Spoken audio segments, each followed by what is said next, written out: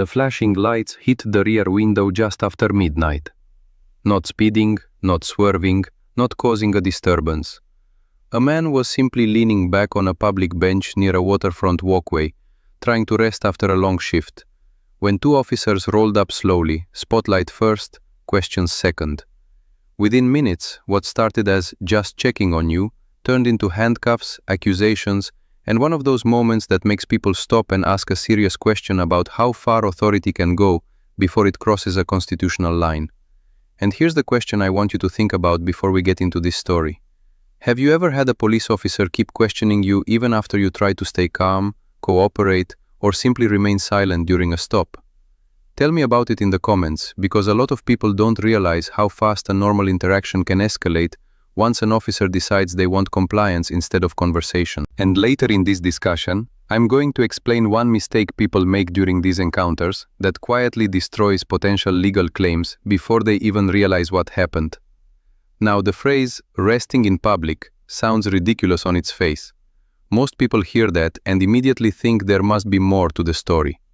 That's exactly why cases like this become so important. Because the average person assumes police only arrest people when they clearly break the law. But real life is messier than that. Officers operate in gray areas constantly, especially when they believe someone looks suspicious, doesn't belong somewhere, or might become a future problem. And that's where things get dangerous.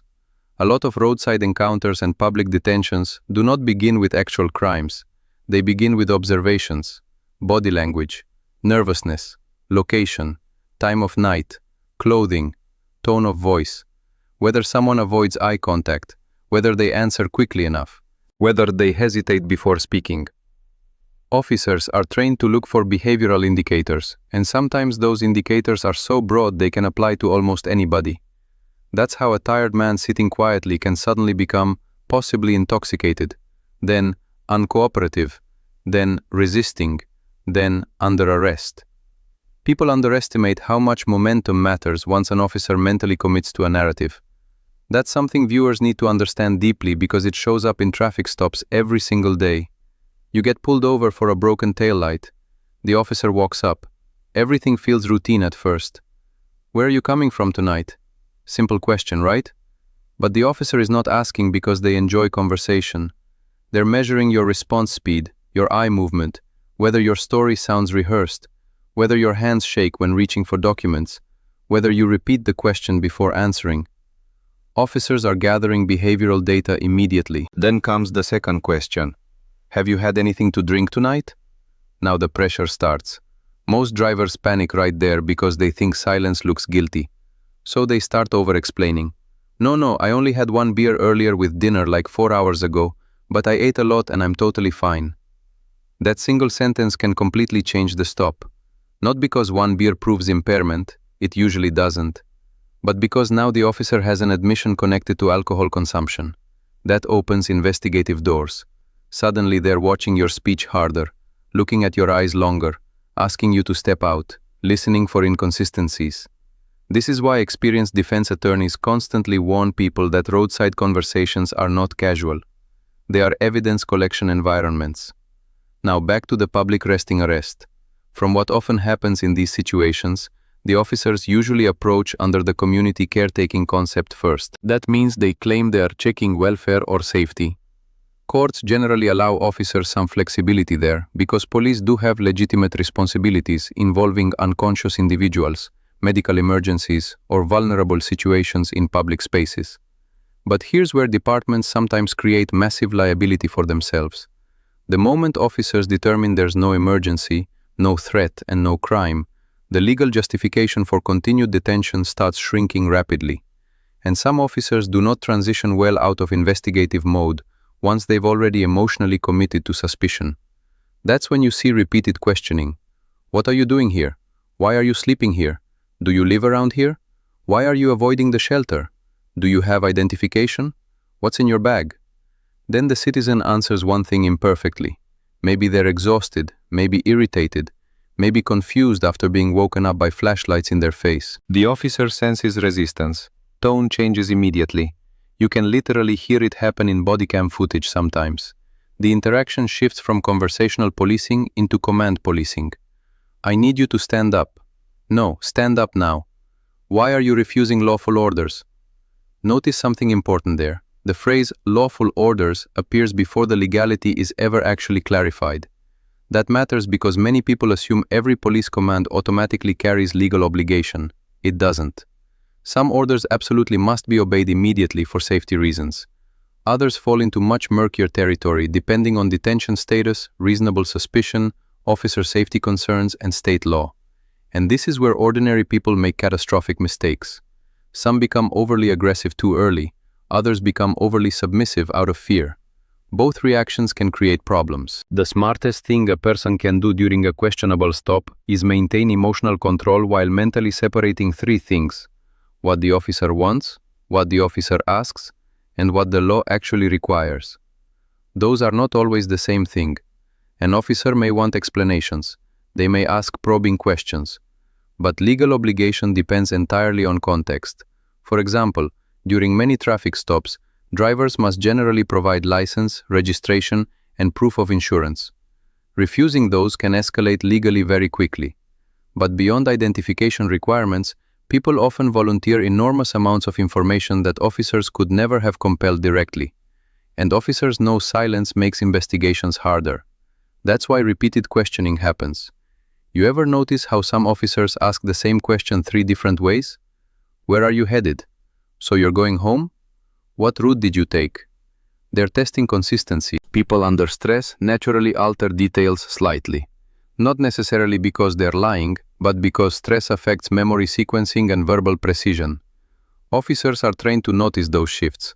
Meanwhile, drivers are usually trapped psychologically between two fears: fear of looking suspicious and fear of saying too much. That tension causes people to ramble, and rambling is dangerous. Now, in this resting in public situation, one detail likely became central very fast: compliance posture. Police encounters are heavily influenced by emotional atmosphere, more than most civilians realize. An exhausted person saying, "I'm just trying to sleep, leave me alone," may intend frustration. An officer may interpret hostility. Then backup arrives. That changes everything psychologically. Once multiple officers appear, people often become intimidated and start making impulsive decisions. Sudden movements, angry statements, sarcastic remarks, refusal mixed with partial compliance. That combination creates chaos. Officers begin narrating behavior in legal language. He's becoming agitated, he's clenching fists, he's refusing commands. Now think about how dangerous that becomes later in court. Because reports are written after adrenaline, after emotional escalation, after officers already believe resistance occurred. And juries often give tremendous weight to officer phrasing unless video completely contradicts it. That's why bodycam footage has become so important in modern civil rights lawsuits. Sometimes the footage exposes massive exaggeration. An officer writes, "actively resisted." Video shows a confused man pulling his arm instinctively while half asleep. Officer writes, "aggressive stance." Video shows someone stepping backward in fear.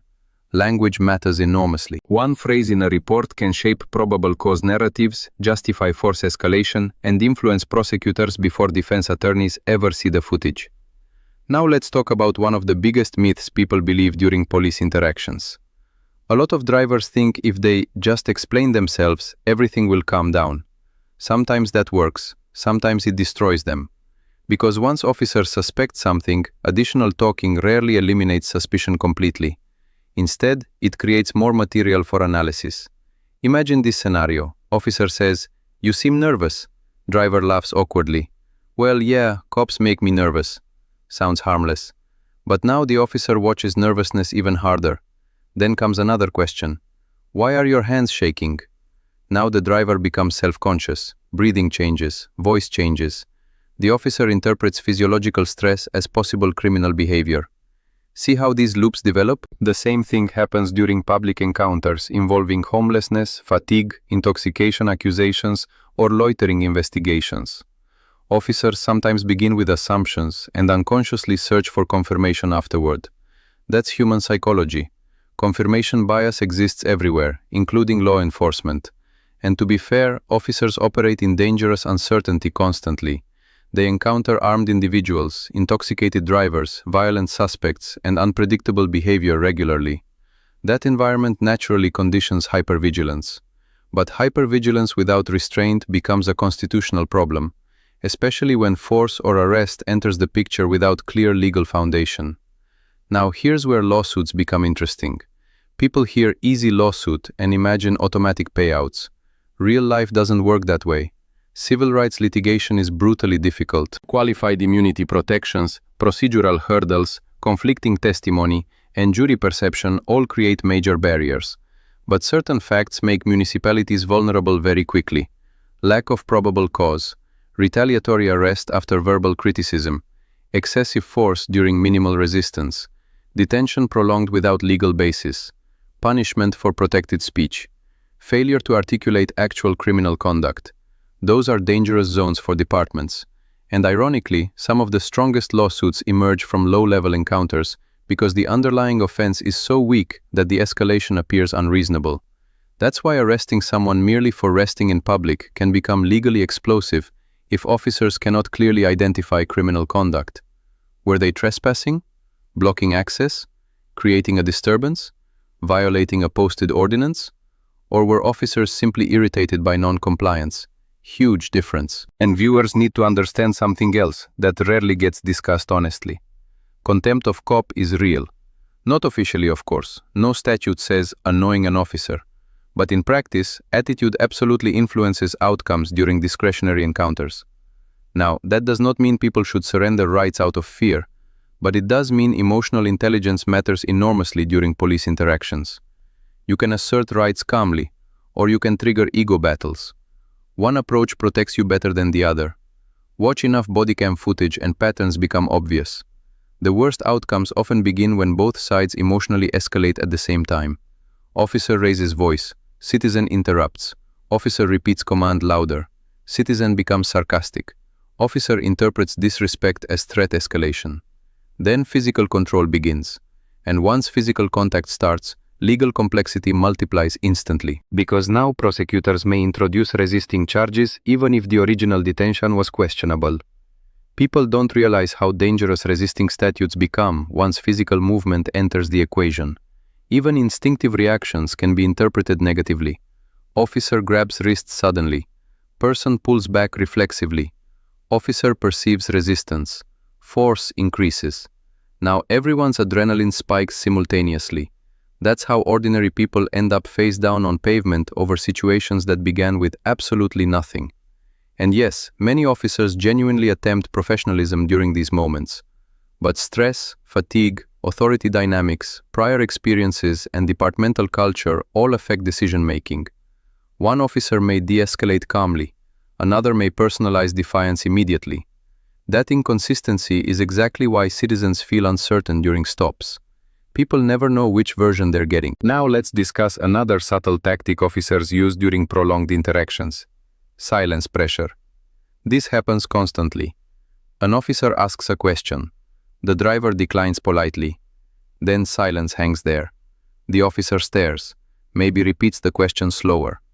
People become uncomfortable psychologically because humans naturally try to fill silence, especially under authority pressure. That discomfort leads many citizens to start volunteering information they originally intended to withhold.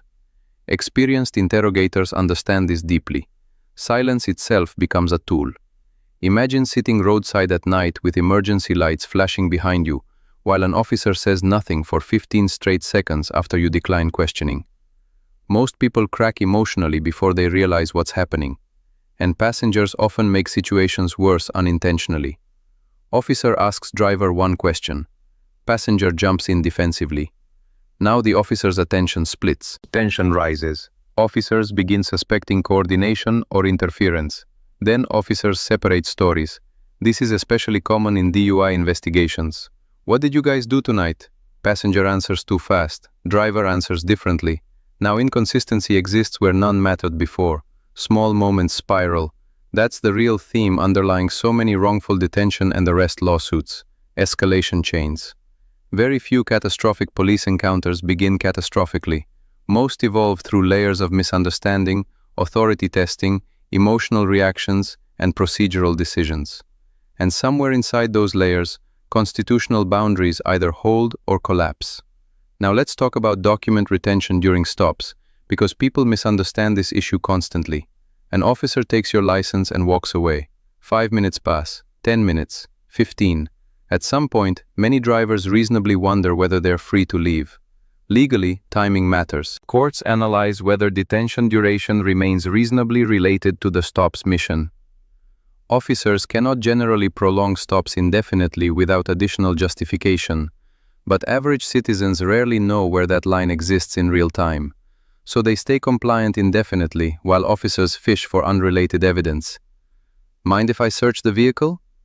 That question often arrives after prolonged waiting because fatigue lowers resistance. Drivers just want the interaction over, and officers know many people consent under psychological pressure, not genuine willingness. Here's the problem. Once consent is granted, legal protections shrink dramatically. People later say, "I didn't think I could refuse." But courts often interpret verbal consent literally unless coercion becomes extreme. That's why wording matters, tone matters, timing matters. Everything becomes evidence. Now imagine combining that same psychological pressure with someone already exhausted and resting publicly late at night. Flashlights, commands, repeated questioning, possible embarrassment from public attention, maybe bystanders recording. That environment affects cognition heavily. A tired person may sound disoriented even without intoxication. An officer may interpret fatigue as impairment. Then field sobriety tests enter. And viewers should understand something critical about roadside sobriety exercises. They are divided attention tasks performed under stress conditions, often on uneven surfaces, while being observed intensely by armed authority figures. Even sober individuals perform poorly sometimes, especially older adults, injured individuals, exhausted workers, anxious drivers, or people with medical conditions. But many citizens think refusal automatically guarantees arrest, so they attempt tests they fundamentally misunderstand. Then officers document clues of impairment. Again, narrative building. And once the narrative hardens, reversal becomes difficult. That's another reason public resting arrests can explode into litigation later. If officers interpret normal fatigue as intoxication without adequate evidence, the factual foundation weakens quickly once video, toxicology, and timelines emerge. Now here's something many viewers never think about. Officers themselves are constantly evaluating danger probabilities during every interaction. That affects tone dramatically. Hands hidden in pockets, sudden movements, heavy breathing, looking around repeatedly, reaching into bags unexpectedly. These behaviors may seem innocent to civilians, but trigger officer safety concerns immediately. And once officers perceive possible danger, command intensity rises fast. Hands where I can see them. Stop reaching. Step away from the bag. Citizens sometimes misinterpret this as aggression when officers view it as survival procedure. But communication failures happen because neither side fully understands the other's mental state. The civilian thinks, "I'm just tired and frustrated." The officer thinks, "I don't know if this person is armed." That disconnect fuels countless escalations.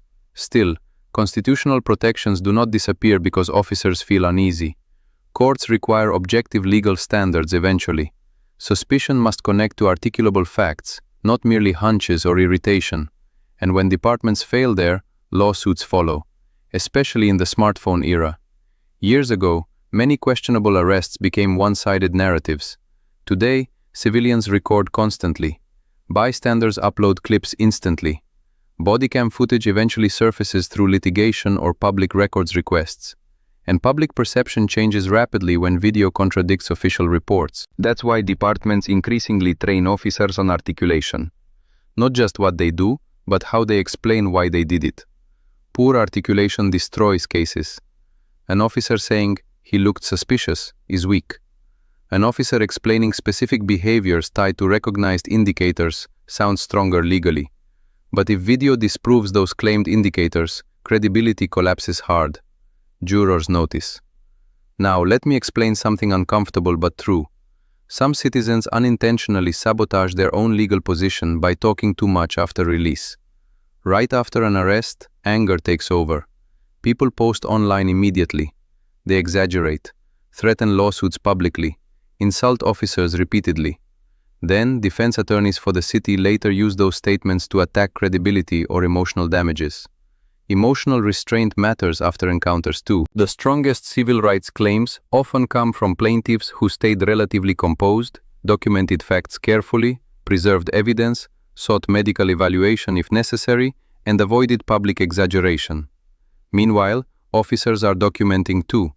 Reports get written quickly after incidents because memories fade and legal review begins almost immediately. Supervisors may review force usage, prosecutors may evaluate charges, internal affairs may become involved if complaints emerge. Every statement matters. Even offhand comments caught on bodycam, especially sarcasm. People underestimate how poorly sarcasm translates in legal proceedings. What sounded funny roadside may appear hostile or unstable on paper later. And officers face similar risks. Joking comments, dismissive language, or visible irritation can devastate defense narratives in court. Imagine a jury hearing an officer say, "You want to sleep outside? Fine, now you can sleep in jail." That single sentence can reshape an entire lawsuit, because jurors evaluate motive emotionally, not just procedurally. Now let's talk about one of the most misunderstood phrases in policing: "You're being detained." People hear that and assume officers now possess unlimited authority. Not true.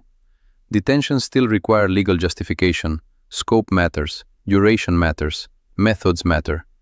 Temporary investigative detention is not identical to arrest, but many citizens don't know the difference during real encounters because stress destroys analytical thinking. That's why preparation matters before interactions ever happen. Not paranoia, preparation. Knowing how to stay calm, knowing not to argue roadside about constitutional law, knowing how to decline consent respectfully, knowing when silence protects you better than explanations, knowing that tone can influence outcomes enormously even when rights technically remain intact. And perhaps most importantly, understanding that officers are observing emotional behavior constantly. The citizen who appears unpredictable receives different treatment than the citizen who appears controlled. That may not feel fair emotionally, but it's reality operationally. Now, in this particular resting in public situation, the lawsuit potential likely emerged from disproportionality. That concept matters a lot in civil rights analysis. Was the governmental response proportional to the actual conduct? If a non-violent, non-threatening individual merely resting quietly ends up violently arrested, searched aggressively, publicly humiliated, or jailed without clear legal basis, jurors may react strongly against the department, especially if officers ignored obvious alternatives. Wake him up, check welfare, issue warning if applicable, request movement if ordinance exists. Why escalate to arrest? That question becomes powerful during litigation. And once attorneys start digging through bodycam timelines, dispatch records, training materials, prior complaints, and departmental patterns, municipalities can face serious exposure, particularly if officers appear emotionally reactive rather than objectively reasonable. Now, here's another practical warning viewers need to hear. Never assume politeness alone guarantees safety during police interactions. A lot of people say, "Just comply and you'll be fine." Reality is more complicated. Most compliant interactions do end peacefully. That's true. But lawful, respectful people still get arrested mistakenly sometimes. They still get detained improperly. They still encounter officers who make poor decisions under stress. That's why documentation matters, witnesses matter, video matters, medical records matter, timelines matter, and calmness matters. Because juries compare behavior. Who escalated first? Who interrupted repeatedly? Who ignored opportunities to de-escalate? Who appeared reasonable? These perceptions shape outcomes enormously. Now imagine the emotional experience of being arrested while doing something as basic as resting outdoors. Think about the humiliation, the confusion, the anger. One moment you're exhausted and trying to recover physically. Next moment, strangers are watching officers handcuff you under flashing lights while you keep asking the same question. What law did I break? And maybe no clear answer comes immediately. That uncertainty terrifies people because arrest itself feels like proof of guilt socially, even before courts examine legality. Jobs get affected, families panic, mugshots spread online sometimes, people miss work. All before liability questions are resolved. That's why wrongful arrests carry consequences far beyond temporary inconvenience, and departments know this. Cities settle cases sometimes not because officers acted perfectly legally beyond dispute, but because juries can react unpredictably to perceived unfairness, especially when video creates emotional impact. A tired man resting publicly does not look dangerous to most jurors. That visual matters. Now, one final thing viewers should never forget during any stop, detention, or public encounter. Officers are not only evaluating legality, they're evaluating control. Control of scene, control of uncertainty, control of movement, control of risk. And civilians often accidentally challenge that control emotionally without realizing it. Rolling eyes, interrupting repeatedly, digging through pockets unexpectedly, stepping closer during arguments, turning away suddenly. Those actions may feel minor socially, but can alter officer perception instantly. At the same time, officers who rely too heavily on authority instead of communication often create unnecessary escalation themselves. Good policing requires emotional discipline from both sides. Bad outcomes usually emerge when discipline disappears. That's why these stories matter beyond outrage clips online. They reveal how thin the line can become between routine interaction and life-altering legal conflict. One tired man trying to rest, one officer deciding something felt suspicious, one moment where patience disappeared, and suddenly everybody standing in court arguing about constitutional rights that most people never think about until blue lights, flashlights, and handcuffs enter the picture personally.